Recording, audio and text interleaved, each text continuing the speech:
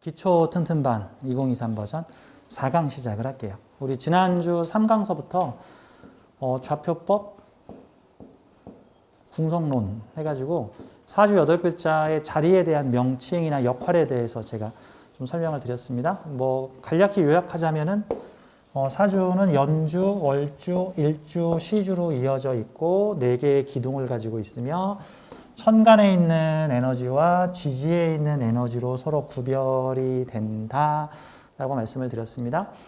근데 사주 8글자는 8글자가 나와 세상을 나타내고 있어요. 그래서 이거를 가운데로 쭉 나눠서 연주와 월주의 영역을 사회적 에너지 인자로 보고요. 그 다음에 일주와 시주를 개인적 에너지의 인자로 봅니다. 물론 100%는 아니에요. 한 80% 정도에서 대충 이런 측면에서 맞아 들어간다라고 보는데, 즉 나의 인자와 사회적 인자들이 서로 상호작용을 하는 모습으로도 표현을 할 수 있습니다. 즉 이러이러한 사회를 살아가는 이러이러한 성향을 가진 나라는 개념으로 사주를 봐요. 보통 이렇게 보는 거를 연월일시를 구분해서 본다라고 해서 연월일시 관법이라고 저희 사부님이 만드신 관법이신데, 좀 궁성론과 좌표론을 좀 더 디테일하게 이해하기 쉽게 지금 표현하는 방법이라고 볼 수가 있습니다.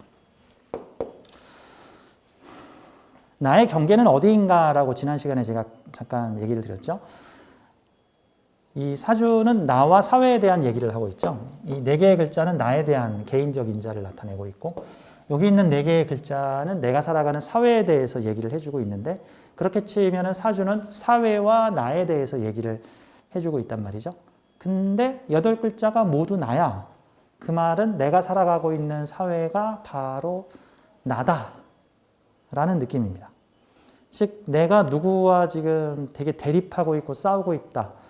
쟤는 내가 아니고 쟤는 나하고는 완전 다른 애야가 아니라 내가 이번 지구별 체험에서 만나고 있는 모든 사람들, 착한 사람이든 좋은 사람이든 나한테 이로운 사람이든 불리한 사람이든 모두 사실은 나다라는 개념으로, 나의 인자들이다 라는 개념으로 봐야 된다는 겁니다. 그래서 이 지구별 체험을 하는 영혼들은 처음에는 세상을 바꾸기 위해서 열심히 부귀영화를 누리기 위해서 노력을 하지만 반환점을 넘고 나면은 이제 슬슬 외면의 세상에 관심보다는 내면의 세상에 관심을 가지기 시작하는데, 세상에서 벌어지는 모든 일이 다 내 마음에서 나온 것이구나. 세상을 바꾸려고 돌아다니기보다는 내 마음을 바꾸면 세상은 알아서 바뀌겠네 라고 생각을 하게 되는데, 그게 맞는 얘기입니다.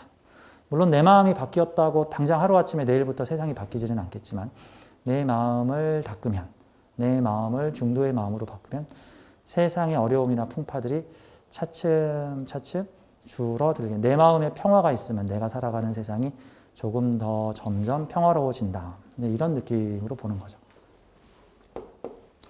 사주는 나와 사회의 관계를 나타내고 있다라는 측면이에요. 그 다음에 4개의 간지에 대해서 말씀드려요. 천간지지를 줄여서 간지라고 부르는데, 4개의 간지라는 말은 이번 지구별 체험에서 주로 체험하게 될 4개의 주요 미션 과제다라는 식으로 이해를 하면 되는 거죠.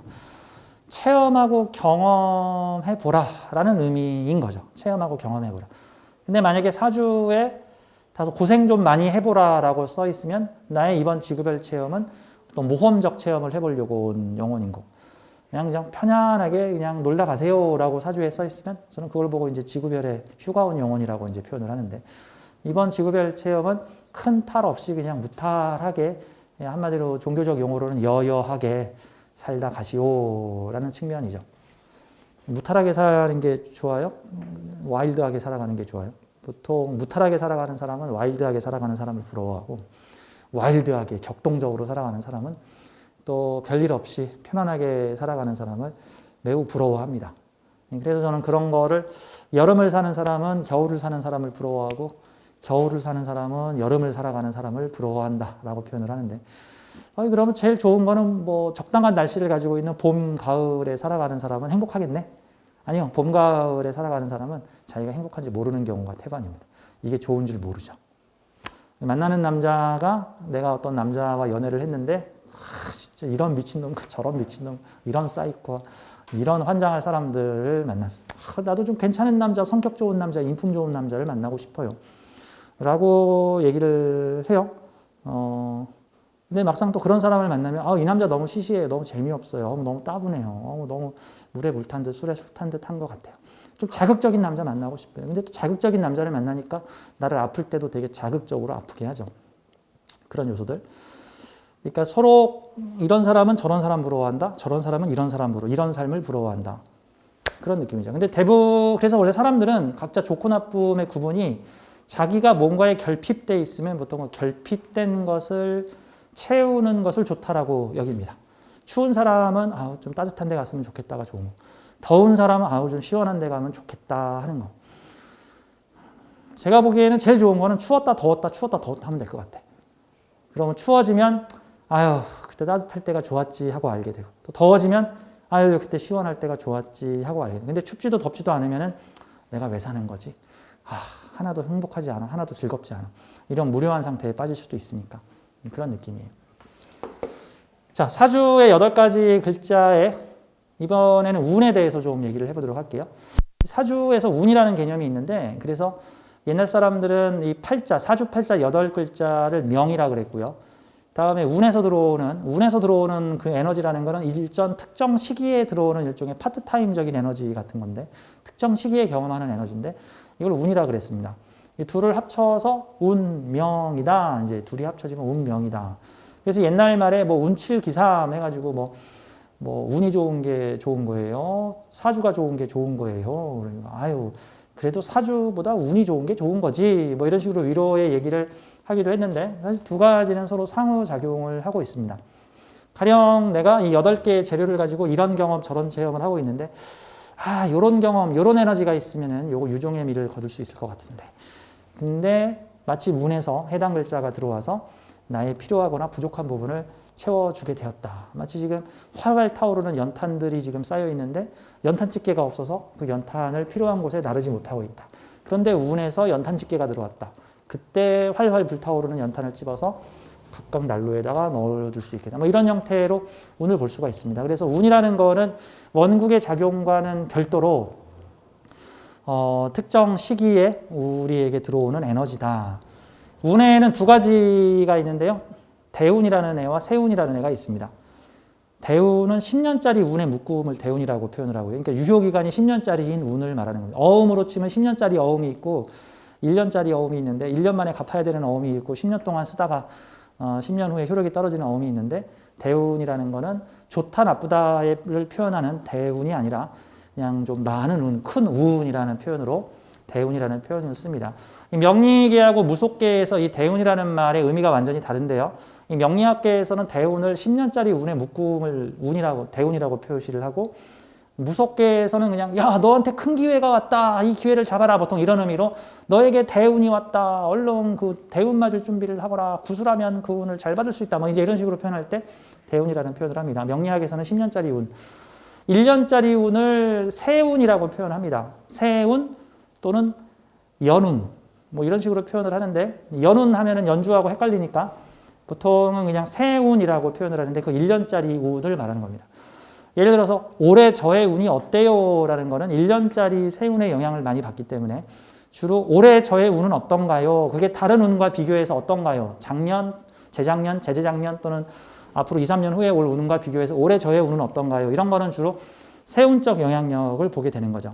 그래서 사주는 원국 8글자에다가 10년짜리 대운도 사주 원국의 8글자와 상당히 비등한 어떤 운의 파워를 가지고 있어서 사주 8글자 플러스 대운 2글자, 간지죠, 간지. 2글자, 위아래 2글자가 하나의 간지니까 대운 간지, 다음 세운 간지. 정확하게 보려면은 총 12개의 글자, 8 플러스 2 플러스 2 하게 되면은 총 8개의 글자의 조합을 보면서 볼 수가 있습니다.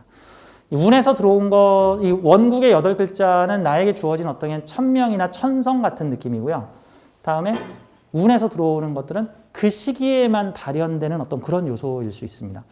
예를 들어서 사주 원국의 모습은 되게 자유로운 영혼을 추구하는 무관의 식상다자 같은 형태로 되게 어떤 자유로움이나 구속 속박을 받지 않으려고 하는 모습의 사주인데, 근데 유년기, 청소년기에 강한 관성운이 20년간 대운에서 쭉 들어와 있게 되면, 보통 대운 10년짜리가 두 번 비슷하게 들어오면 20년 대운이 되니까, 뭐 그러면은 청소년 때는 애가 어떤 뭐 소속되려고 그러고 어떤 질서도 잘 지키고 규칙도 잘 지키고 뭔가에 남 눈치도 많이 보고 그랬는데, 그게 운의 작용이었었기 때문에 그 운이 끝나게 되면은 다른 모습의 성인이 돼서는, 아, 내가 젊었을 땐 교복도 잘 입고 내 엄마 말도 잘 듣고 내 학교도 잘 따르고 내가 반장도 하고 그랬는데, 아, 이제 나 그런 거 싫어. 나 그냥 자유롭게 살 거야. 뭐 이런 모습으로, 원래 자유로운 모습으로 돌아갈 수 있다. 이런 형태로도 설명을 할 수가 있습니다. 그래서 운의 영향, 제가 가끔 그 아동 상담, 어린이 상담, 아이들 사주를 볼 때, 오늘 아침에 사주를 본 케이스도 사주 자체는 되게 자유로운 구조를 가진 그 중학생, 고등학교 1학년인가 하는 여학생이었는데, 아이가 지금 스트레스에, 극심한 스트레스에, 공부를 좀 잘하나 봐요. 상당히 좀 괜찮은 학교에 가서 반에서 상위권을 하고 있는데, 반에서 1, 2등 하는 애인데 지금 3, 4등 했다고 지금 아이가 지금 스트레스가 이렇게 올라와요. 불쌍하지 않아요? 1, 2등 하던 아이가 3, 4등 하니까요, 뭐 힘들어 죽겠다고 막 하니까 엄마도 막 걱정이 막 태산이. 그렇죠? 그냥 마음 편하게 한 10등 하고 사는 게 좋지 않아요? 뭐 10등 하다 12등 하면 뭐 그런갑다 하죠. 그러다 10등 하다 8등 하면 아싸 잔치를 열자 뭐 이러잖아. 1, 2, 3, 1, 2등 하면은 더 이상 올라갈 데가 없잖아. 엄청나게 열심히 하면 본전. 조금만 좀 못하면은 2, 3등, 3, 4등으로 떨어지면은 오메나 죽니 하는 상황. 서울대 가는 사람이 제일 불쌍한 것 같아. 그 서울대 가려고 얼마나 많은 걸 포기했어. 그런 느낌이죠. 아이가 3, 4등 한다고 지금 어머니가 걱정이 태산이하고 사주를 봤는데, 아이가 인생을 너무 심각하게 살고 있어. 이상하다. 사주 원국은 자유로운 아이인데 대운을 봤더니 13살부터 23살까지 위아래 관여지동 편관운이 들어와 있어요. 그래서 어머니한테 일시적 현상입니다. 현재 대운에서 편관이라고 하는 자신의 삶을 억누르고 옥죄이고 진지하게 만들고, 반드시 이런 명예를 얻어야 돼. 나 반드시 이 작은 바늘구멍으로 들어갈 거야. 나의 스펙을 이렇게 올릴 거야. 라고 하는 되게 진지한 기운으로 자신을 압박하는 지금 기운이 들어와 있어서 아이가 지금 열심히 살고 있는데, 보통 이런 아이들이 이 편관운이 딱 끝나버리는, 그러면서 이후로는 이제 무관대운이, 사주 원국에 관이 없어요. 근데 운에서 10대, 20대 때 이 정관, 편관이 교대로 들어와서 일시적으로 관의 습성을, 이 아이는 20대 중반 정도가 되면은 아마 지금 중고등학교의 모습과는 많이 다른 모습으로 인생을 자유롭고 즐겁게 살아갈 겁니다. 지금은 높은 대학에 가려고 지금 막 애를 쓰고 있는데, 그때 되면은 인생 편하게, 속 편하게 살 겁니다. 뭐 이런 것들이 대운과 원국의 어떤 영향이다라고 보는 거죠. 예전에 제가 사주 공부를 열심히 하던 시절에 그 수많은 사람들의 샘플을 좀 얻으려고 그 이혼 돌싱한 사람들이 모인 동호회 같은 데 있어요. 돌싱 동호회. 거기 네이버 돌싱 동호회 한 크게 두 개 있는데, 회원이 거의 한 20만, 30만에 달하는, 그것도 활성화가 엄청 잘 되어 있는, 매일 전국에서 모임이 열리고 매일 글이 수백 개에서 수천 개씩 올라오고 있는 매우 활성화된 동호회인데, 거기 가서 무료로 사주 받으립니다. 근데 이제 아무래도 이혼을 한번 했던 사람들이 모여서 재혼을 하려고 그 모임에서 여러 사교 모임이나 친목 모임을 가지고 있기 때문에 사주에 사람들이 관심이 되게 많아요. 특히 여성분들이 관심이 많죠. 특히 여성분들은 내 팔자가 원래 이혼할 팔자여서 이혼을 한 것인지, 아니면 일시적으로 운이 안 좋아서 내가 이혼을 한 건지, 그러니까 이게 구조적인 문제, 즉 사주 구조적인 문제라면 재혼을 해도 또 이혼할 수 있지 않느냐라는 고민을 하는 거고, 운에서 들어온 일시적인 문제라면 그 운이 끝나면 이제 괜찮아지는 거냐, 이게 되게 궁금하죠. 그래서 제가 그때 그 돌싱 동호회에 가가지고 무료로 사주를 봐드립니다 해서 제가 그때 한 200~300명은 본 것 같아요. 200~300명 사주를 보면은 이제 언제 결혼했고 언제 이혼했고 이혼 사유가 어떻게 되고 어떤 사건들이 있었고, 이거를 다 기록을 하고 메모를 해서 거의 한 남녀 한 150명, 150명에서 거의 300명 가까운 모임에도 직접 나가서 모임에 가서 막 사주를 무료로 봐줬습니다. 제가 그때 참 공부를 열심히 진지하게 했죠. 그래서 아하, 이런 운에 대체로 결혼 확률이 높아지고 이런 운에 많이들 이혼하고, 이런 형태의 사주는 재혼을 했을 때 안전하고 이런 형태의 사주는 재혼을 했을 때 똑같은 현상이 나타나는구나. 이런 형태들을 좀 많이 공부를 했었죠. 이런 게 일종의 원국과 운의 영향을 확인하는 거다, 이렇게 볼 수 있습니다. 그럼 어떤 사주가 그러니까 원국에서 문제가 드러나 있는 사주인 경우에는 이거 마음 수양을 해야 되는 형태인 거고, 운에서 일시적으로 그런 형태가 나타난 경우에는 이건 어쩔 수 없이 그 시기만 지나가면 좀 나아진다. 하지만 모든 개운법은 이제 명리학에서는 개운이라는 말을 써요. 운을 좋게 만든다. 그래서 개운법이 뭡니까? 옛날에는 뭐 이름을 바꿔라, 부적을 써라, 뭐 구술해라, 무슨 기도를 해라, 무슨 파란 옷을 입어라. 저희 어머니는 제가 대학 갈 적에 저희 어머니가 아무래도 무속을 하셨으니까 무슨 뭐 동태 뱃속에서 나온 이따만한 대 낚싯바늘을 갖다가 내 옷에다 넣어주면서, 자, 이게 진짜 생선 뱃속에서 나온 낚싯바늘인데 이걸 구해가지고 너의 옷 속에 넣어놓으면은 너가 시험에 탁 걸려서 올라간다. 해가지고 이제 시험에 탁 걸리라고 저한테 넣어줬던, 제 지갑에 늘 제 호지품에다가 부적을 써서 막 넣어줬던 기억이 나요. 근데 호신쌤은 어떻게 생각하십니까? 부적에 대해서. 이혼을 한 사람들이 다시 재혼을 했을 때 이혼하지 않으려면 어떻게 하는 게 좋습니까? 뭐 날짜를 잘 정해서 가야 될까요? 이름을 바꾸면 좋을까요? 아니면은 뭐 어떤 식으로 하면은 재혼을 잘할 수 있겠습니다. 저는 제가 내린 결론은 그거예요. 부적이나 이런 건 다 미봉책이죠. 기본적으로 내 마음이 바뀌어야 돼. 내 마음이 바뀌어야 된다. 내 마음. 근데 그게 어렵죠. 내가 변화하지 않으면 비슷한 일이 자꾸 또 벌어집니다.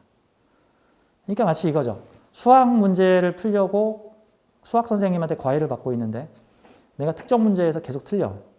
특정 문제를 못 풀어. 특정 문제를 계속 풀고 있으면 그 수학 선생님은, 수학 과외 선생님은 어허, 얘가 이 문제를 못 푸는구나 하고 그 문제를 계속 내요. 또 틀려. 다음날 또 내. 또 틀려. 다음날 또 내. 수학 선생님 잘못이에요? 못 푸는 사람 잘못이에요? 학생은 왜 자꾸 저한테 이런 문제를 내는 거예요? 좀 다른 문제 좀 내주세요. 라고 하는데 수학 선생님이 이렇게 얘기합니다. 네가 그 문제를 풀어야 다음 진도를 나가지. 그 문제를 못 푸는데 어떻게 다음 진도를 나가? 2차 방정식을 못 푸는데 어떻게 3차 방정식 사인 코사인을 나가니? 이렇게 얘기하는 거와 같죠. 수학 선생님은 계속 힌트를 주는데 그거를 알아채지 못하고 있죠. 계속 비슷한 패턴이 반복되면서 인생의 불행이 계속되고 있는데, 그런 현상이 인생에서 반복되고 있으면은 일종의 나를 성장시키기 위한 운명의 시험에서 계속 내가 같은 문제에서 떨어지고 있는 것과 같은 겁니다. 그러면 같은 방식으로 문제를 풀려고 하지 말고 다른 방식으로 문제를 풀어볼 생각을 해야 되는 거죠. 내가 바뀌면 해당 미션을 풀 수가 있고, 해당 미션이 풀리면 다른 사건들로 이제 전이가 됩니다. 그런 느낌이죠. 특히 남녀 간의 결혼은 거의 훈련 교관들 만나는 경우들이 많기 때문에 나 좋으려고 상대를 만난 게 아니야. 나 공부하고 내 모순을 드러내려고 만나는 형태들입니다. 특히 가리는 게 많은 사람, 편중된 사람, 그러니까 예를 들어서 이런 건 좋고 이런 건 나빠, 이런 게 분명한 사람들은요, 보통은 신이 엿먹어라 하고 싫어하는 것들을 계속 들이밉니다. 아까 말했죠. 지나가다가 나 저렇게 아무데나 침 뱉는 사람 너무 싫어. 내 아들이 침 뱉고 내 남편이 침 뱉고, 내 앞에서 사람들은 침 안 뱉던 사람도 내 앞에서는 거리에 침 뱉고 지나가고, 저런 애들 안 잡아가고 뭐 하는 거야. 내 앞에 사람들 다 침 뱉고 지나가. 이게 감정적 반응이라 그래요. 그래서 우리가 인생을 살면서 그걸 일명 카르마적 반응, 감정적 반응이라 그러는데, 이런 거죠. 지나가는데 어떤 사람이 침을 뱉고 가는데 그런갑다 하고 지나가면 이거 감정적 반응이 아니에요. 그냥 그런갑다 하고 지나가면 감정적 반응이 아니고, 내 감정에 동요가 없으면 상관이 없습니다. 그건 내 미션이 아니야. 그 다음엔 침 뱉는 사람 내 눈에 안 보여요.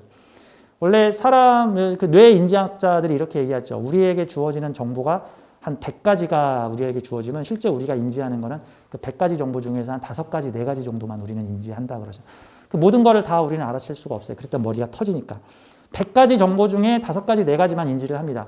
근데 특히 내가 그 중에서도 어떤 특정한 부분에 민감하고 예민하게 반응을 하면은 그 100가지 중에 그 항목이 들어있으면 꼭 나한테 붉은 별이 올립니다. 나 저런 거 싫어. 나 저런 거 싫어. 나 저런 거 싫어. 신문 왜 이래. 이런 형태들이죠. 그러면 계속 그런 현상들이 나타나는 거죠. 내가 특정한 문제를 틀리고 있으면 그 문제는 지속됩니다. 특히 사람 간의 대인관계에서 계속해서 처음엔 좋은 관계로 만났는데 꼭 시간만 지나면 얘가 내 뒤통수를 치고 나가네. 그런 일들이 인생에서 반복된다. 사람 관계 미션에서 지금 문제가 있는 거죠. 내 인식을 바꿔야 되네. 근데 우리는 그 사람이 잘못된 거야. 내가 잘못된 게 아니고 그 사람이 잘못된 거야. 그런 사람 다시 안 만나고 싶어. 그래서 또 다른 사람인 것 같아서 만났는데 또 그 현상이 나타나. 다른 사람인 것 같아서 만났는데 또 그 현상이 나타나. 이 남자는 괜찮을 줄 알았더니 이놈도 술 먹고 나를 때려. 요놈도 괜찮을 줄 알았는데 요놈도 술 먹고 돈을 안 벌어와. 요놈도 딴 데 가서 바람을 펴. 이게 무엇이 문제인가? 그렇죠? 내 마음에 거울이 비춰졌다. 뭐 그런 측면으로 봐야 되는 거죠. 그러니까 사실 이 사주 공부하면서 우리 사주를 공부할 때 저는 이렇게 얘기를 해요. 사주 공부에서 뭐 했습니까? 사주를 공부하면 운명을 개운할 수 있습니다. 어떻게 개운해요? 사주를 어떻게 활용해야 돼? 내 운명의 에너지들, 내 운명의 8개의 재료들을 어떻게 활용하는 건데 사주를 맞추자는 관법이 아니라요. 운명을 유도하는 관법으로 쓰셔야 됩니다. 그래서 명리가는 사주를 잘 보는 사람이 아니라 사주를 잘 유도하는 사람이다. 운명을 유도하는 기능을 가지고 있습니다. 거지가 될 사람인데 부자로 유도를 할 수 있습니다. 악한 마음을 먹으면 부자가 될 사람인데 거지로 유도를 할 수도 있습니다. 모순을 벗어나게끔 우리는 유도를 해줄 수 있다. 뭐 그런 측면으로 봐야 되는 거예요. 근데 이제 계속해서 뭐 어떤 부적을 쓰거나 뭐 이름을 바꾸려 하는 부분들, 그것도 효과가 좀 있긴 있는데 어떤 측면에서 사실 미봉책 같은 거죠. 미봉책. 마치 선생님이 낸 수학 문제에서 힌트를 살짝 준 거와 같은 거죠. 그래서 그 문제는 풀었어. 근데 누가 가르쳐줘서 푼 거기 때문에 다음 문제는 또 못 풀어. 비슷한 문제가 또 벌어지더라도. 그럼 다음 문제에 또 힌트를 달라 그러죠. 또 힌트를 달라 그러죠. 이거 3번이에요? 4번이에요? 다시 또 한 번 알려주세요. 또 한 번 알려주세요. 구조적인 문제는 내가 변해야 한다. 그래서 쉽게 말해서 이번 지구별 체험에 공부할 거리, 배울 거를 많이 가지고 온 사람들은 삶에서 모순을 많이 만나요. 근데 그런 것들이 그닥 없는 사람들, 일명 여여하게 살아가는 사람들, 이런 사람들은 어느 정도 숙제가 다 풀려 있는 거죠. 그래서 수학 시간이 힘들지 않은 거죠. 근데 수학을 잘 못하는 사람이 수학을 배우겠다고 수학학원에 등록을 하게 되면은 전반부의 과정은 끊임없이 내가 모르는 수학 문제들과의 씨름 과정이 나타나게 되는 거고, 이걸 어느 정도 푼 사람들 같은 경우에는 수학 시간이 널널해지고 쉬워지고 뭐 그거 별거 아니야 라는 시간이 될 수가 있다 같은 느낌입니다. 즉 내가 지구별 체험을 하면서 인간관계에서 문제가 있다라고 한다면 내가 지금 부족한 것이 사람을 대하는 요소이고 사람에 대한 공부를 해야 되겠구나. 하다못해 성의를 보여야죠. 파란 옷을 입을까 빨간 옷을 입을까 돼지띠를 만날까 닭띠를 만날까 이런 거 따지지 말고 그 사람 이마에 사주 써 있는 것도 아니잖아. 근데 만나자마자 당신 사주 뭐요 해가지고 나랑 궁합 안 맞네 저리 꺼져 이럴 수 없잖아. 그러니까 사람과의 문제가 계속해서 벌어진다 그러면 네, 이번 지구별 체험의 주된 과제가 사람에 대한 관계를 배우는 것이구나. 그럼 하다못해 서점에 가서 인간관계론, 카네기 인간관계론 뭐 이런 거라도 좀 사서 봐야지. 그런 게 좀 나를 개선하기 위한 요소들이다. 뭐 이렇게 봐야 되는 거죠. 돈과 관련된 부분에서 계속 문제가 생기고 있어요. 돈만 꿔주면 날리고 투자를 잘못해서 거지가 되고 재물을 소유하고 다루는 부분에 있어서 내가 이번 지구별 체험에서 체험이 필요하구나. 그럼 거기에 대해서 공부를 좀 해야죠. 돈 공부를 해야 되는 거죠. 그런 측면이라고 볼 수 있습니다. 자, 원국과 운에 대해서 제가 좀 설명을 드린 거예요. 자, 여기 지금 친절한 설명들이 되어 있습니다. 제가 지난 시간에 사주 명리학은 시간과 공간을 8개의 부호에서 위치해서 알려준다라고 했죠. 시간과 공간이 함께 표시되어 있습니다. 가령 이런 식이에요. 자, 사주 원국만 가지고 이렇게 얘기를 해볼게요. 사주 원국에서 요거 앞이고 이 사주에도 앞뒤가 있습니다.